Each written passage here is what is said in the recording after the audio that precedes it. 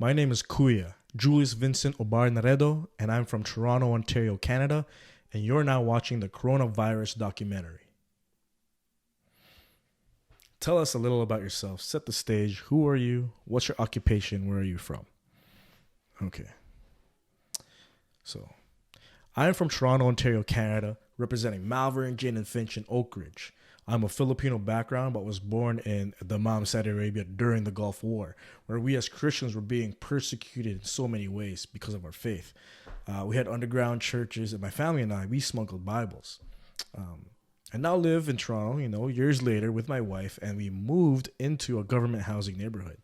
I am a full-time missionary, and I raise my whole salary being a community director for Urban Promise Toronto.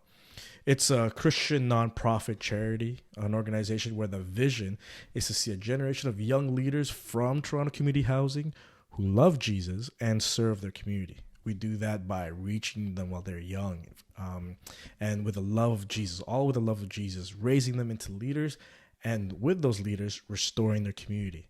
And the activities we do are like after-school programs, seasonal camps, and some extracurricular activities with experiential learning. My wife and I, we're also leaders of our Move In Patch, which is a movement of many regular Christians prayerfully and intentionally moving in among the unreached urban poor and organically making reproducing disciples. Tell us when this virus or the threat of this virus became real for you. Is it real for you? Why? So coronavirus became real to me during our after-school program as my team of young neighbors called Street Leaders was preparing for March break camp. Nobody could physically acknowledge each other, even with simple fist bumps. Everything was being sanitized, and our cherries were on the verge of making decisions to cancel March break camp and then self-isolate. Some of the kids were also starting to make racist comments about our Asian volunteers. Even my wife, who works for the city of Toronto, for the chief information security officer under like cybersecurity, right? It's a hacker's dream. She was making the move to work from home indefinitely. And my mother, who was a medical technologist for Apotex and is now a venipuncturist for Canadian Blood Services, which is like the Canadian version of Red Cross. She was helping us with PPE, protective masks, right? And cleaning routines and solutions. And Canadian Blood Services, their appointments were being canceled left, right, and center, right? Because of fear of going outside and being infected, you know what I mean? So that's when things became real. How have you, your work, your business, and or industry been affected by COVID-19? So a lot of nonprofits like ours needed to go through the first phase of pause and innovate. We had to listen to all the government guidelines and health organizations' recommendations, right? We had to all pause our normal patterns and then innovate ways that are different, like being proactive and reactive with online ministry, e-learning, responsibly applying for and effectively using our government grants, and practical and tangible emergency relief, et cetera, right? Our second phase was to prepare and plan. It's impossible to predict the eye of the storm and how long that'll endure, right? So we had to work from home a lot at first to decide how to pivot roles and responsibilities, plan for different scenarios, pivot our gifts and our talents to our neighbors' short-term, long-term needs, right? And we're now in phase 3, which is engage and execute, where it's all about effective communication to our external donors and internally our neighbors. Delegation and collaboration of many hands, making the work lighter. Management of our many volunteers and employed team of young neighbors for good oversight to make things get done. And can't stress this enough, like lots of flexibility because everybody is still figuring it out as we go, right? With many changes from the news, left, right, and center. So at some point, I'm hoping and looking forward to the last phase of like recovery and reemergence. I don't know when that'll be. But our goal is to operate in faith over fear. So how have your habits and routines changed as a result of COVID? What are you doing with your time now that you have a break? So I've actually spent a balanced amount of time inside and outside. Like pre-sunrise, I would drive my mom to Canadian Blood Services in downtown Toronto and pick her up a little bit later in the day because she is an essential worker and her team is in high demand. I've also been helping out a lot with many food security initiatives, making a lot of different size boxes, packing, distributing, and even delivering emergency food and cleaning packages for these different size families, singles, couples, and with kids, right? I've been delivering reusable cloth masks by Shield of Love on my longboard, which is nice, in my neighborhood, just cruising my longboard. My wife and I have obviously been cooking more, which is cheaper and healthier. I finally got her into at least one video game called Overcooked for our PS4 Pro. My tag, all capital letters, superhero 777777. Getting ready to continue teaching Muay Thai and Jiu-Jitsu online for our neighborhood youth. So I've also been working out and running a lot for virtual races too. The World Vision 6K for Water is coming up soon. And obviously, the career and also how I live, we're still discipling our young adult leaders from our community who used to be our children in the programs. And we do this over Zoom.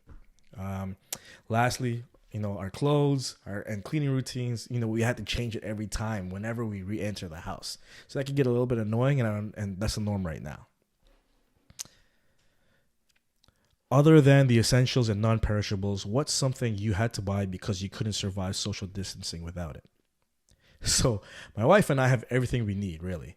We've been surprisingly prepared, and because I know what it's like to be third world country poor and first world problems poor, we practice saving and prevention of such if ever times like these arrive, right? So, however, it is nice to have a bike and a longboard just in case, as well as pretty good internet for streaming services. So that's pretty cool.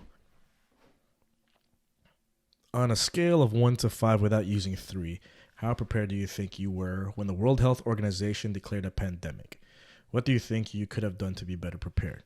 When the World Health Organization declared a pandemic, I would say we were about a 4 because, like I said earlier, we were surprisingly prepared. However, me being an extreme extrovert, I wish I had like a separate place, an entryway in our home for our immediate families. I wish I got that fence for our open yard built so that we could enjoy the outdoors in a more safe manner. I wish, and I do plan on buying a really sweet barbecue setup for at least our balcony instead of the open yard in the meantime. So especially when the weather permits. Where do you think COVID-19 came from, and what do you think caused it? Now, I've heard a lot of where the origin of this COVID-19 came from. China wet markets, a lot, eating wildlife, bats, hidden PSAs, unread reports, panic prevention with hesitant decisions. I'm not really sure, but I'm not looking to point fingers for the sake of blame, but I have no problem with pointing out what's wrong to comprehend and improve the situation and to prevent another pandemic resulting in more responsible behaviors. What do you think is going to change as a result of the coronavirus? Will it change for the better, for the worse? What's your prediction of the future?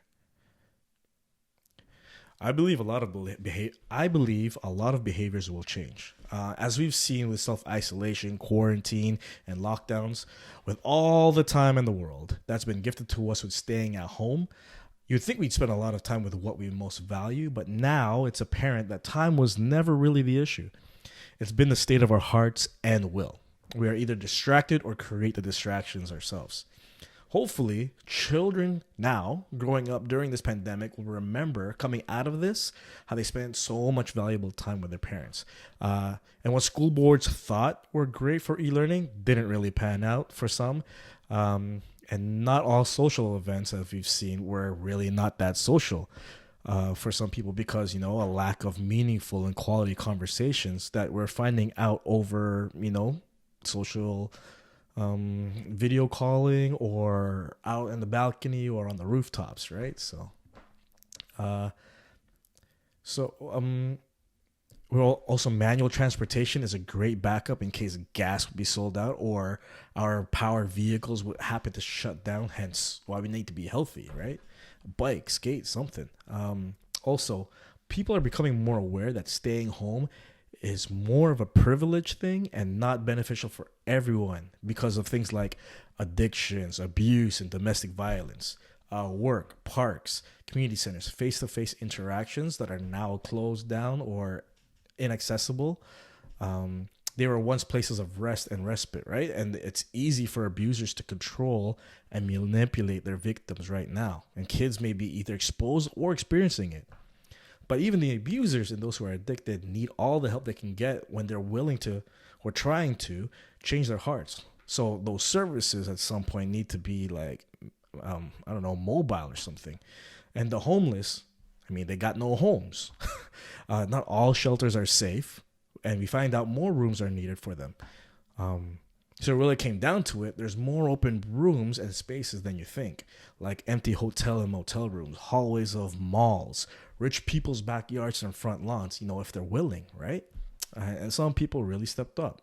So basically, you can tell who rose up to the occasion, who really stepped up during this pandemic and didn't waste the crisis. Didn't waste the crisis. People who looked for opportunities to love and be generous. Those who stepped up in leading well without pride or rebellion, but with, a gentleness, wisdom, discernment, and integrity. There's no competition or division, right? No one's trying to make money here right now. Just a lot of collaboration and unity, even with political parties and gang culture, like rival gangs who need to work together to eat.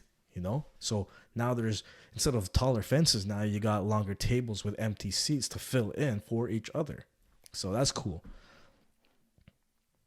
What are some of the funniest things online or otherwise that you've seen in response to the virus? I've seen several Southeast Asians shopping at grocery stores being yelled at and kicked out. I've seen Asian medical staff being made fun of, looked down on, and spit on. Even products made in China, which is a lot of them, some people don't even want to touch them. Like, I've seen kids like scissors. As soon as it says made in China, they drop it and run. So racism is still here, and it's unfortunate. On another note, most of the jokes I've seen online are about like social distancing and PPEs, right? So like when you're at the grocery store or at the bank, right? And you have enough space in front of you and you have enough space behind you, but you forget the sides. And so you're hoping the virus doesn't spread sideways. And I've seen that meme going around, right? I've seen many creative songs and dances about coronavirus, and they've been pretty good, actually. And it makes me want to try like TikTok videos for real. I like how they're making the mood lighter with so many of people's eyes and ears glued and influenced by the news, right? And all the negativity. So it's nice to see all these other cool things. And I pray that hope is more infectious than coronavirus. Hope is more infectious than COVID-19. So yeah, send yourself a shout out. Where can people find you online? So you can find me on Facebook, Twitter, Instagram, YouTube, LinkedIn as at Julius Naredo, at JuliusNaredo. I have also a personal website, juliusnaredo.wixsite.com/Kuya, which means big brother in my language. All right, that's it.